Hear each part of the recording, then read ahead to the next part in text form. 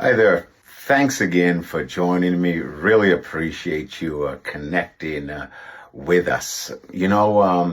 Before we get into what we're going to look at today, again, this area of respect, it's kind of hard to get off it every time I want to move on. This area of really wanting to encourage young people, even teenagers, people in their 20s, to really encourage them about the virtues, the beauty, the honor of marriage, and we're going to kind of speak to that in future posts.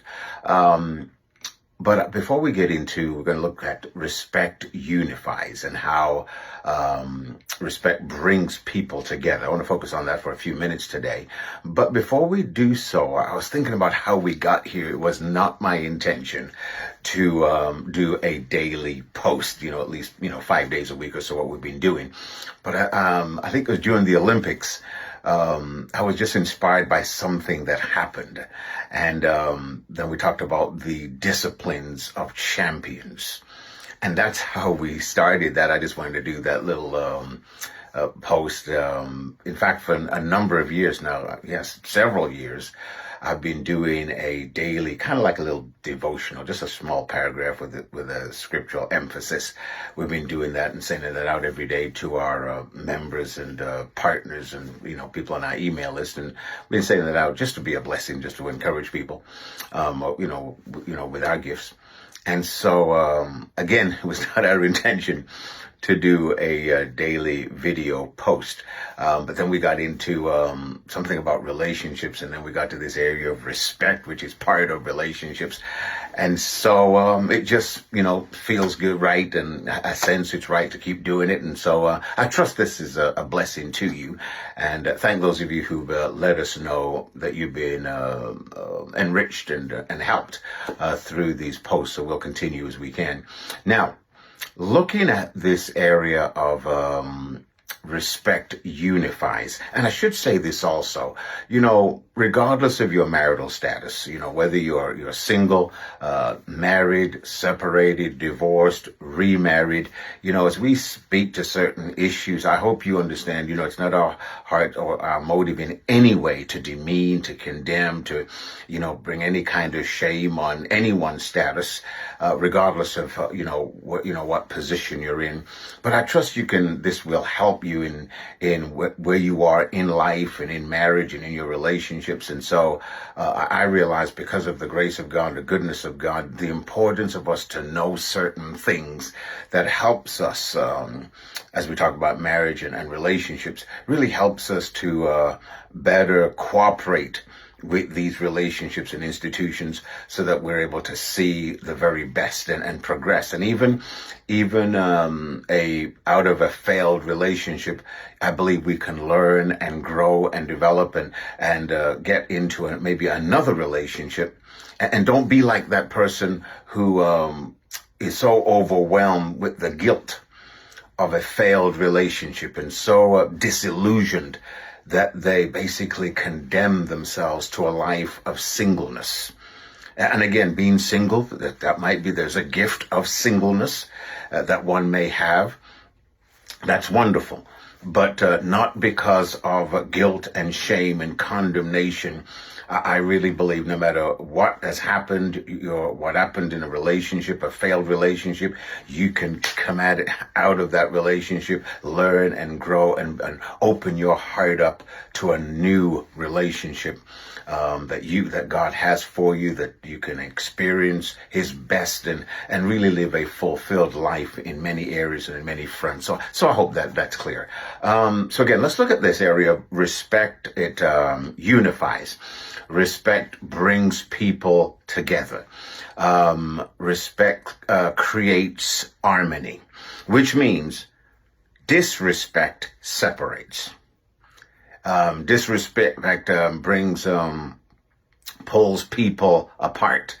And sometimes I don't think we've realized or appreciated that the more we have disrespect, the more we're practiced in the error, the sin of disrespect, the more in the people that we relate to, is the more it brings division, the greater the separation that it brings in our relationships. And again, we looked at that word respect, meaning to esteem, to have a high regard for, admiration, attentiveness, attention, consideration, thoughtfulness, to place a high value on, honor, that's a good one, and again, respect. So in a marriage, think about this now on this area of respect unifies, respect brings people together.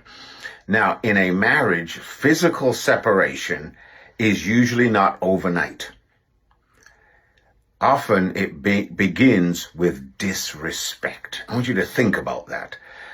So oftentimes, remember, it's seeds of disrespect are sown in that marriage, in that relationship. See, and particularly if those seeds are sown by both parties. Seeds are sown. So the continual disrespect. Now remember, the disrespect, when we say disrespect, meaning not esteeming the other person, not placing a high regard on them, not being attentive towards them, not being considerate, not being thoughtful, not admiring them, not valuing them. See that? So now the more those seeds are sown, people can be in the same house, talking to one another, but see, these seeds are sown, and what's happened? Hearts have already separated, and oftentimes that condition goes on, could be months and years. But now the separation happens, but the separation began a long time ago. Only the individuals would know when it began. And so that's why we have to keep a soft, a tender heart, and not become callous, cold, hard-hearted, or indifferent towards one another. I really mean that. We really have to continue to build that respect, and in many cases, to do that, you have to initially ignore your feelings and ignore your emotions. I know that's a shock for some people. And think about this: as men, we have to resist the impulse when our wife may even speak maybe words we don't appreciate. There may be something they say to us that maybe hits at that respect need in our hearts, in our lives. And we have to resist the impulse to stew, to be resentful. And I speak as one with some experience, towards our spouse. We have to be willing to listen to them when we don't want to. Now, why? Because if not, this disrespect now, it can build in our hearts. That resentment can build in our hearts.